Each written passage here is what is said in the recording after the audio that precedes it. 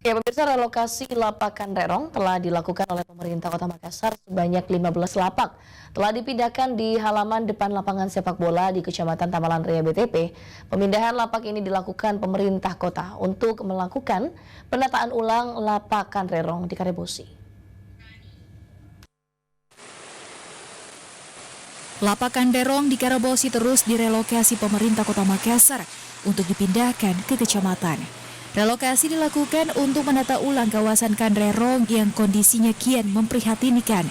Relokasi lapak telah dilakukan di sejumlah kecamatan seperti di Kecamatan Taman Lanrea, BTP.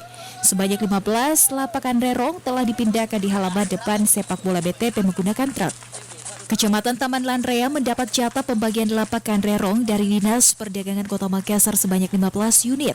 Terkait kegunaan lapak tersebut, Camat Taman Lanrea, Kaharudin, belum memberikan keterangan mengenai konsep dan teknis penggunaan lapak di BTP. Vidar, Slebes TV.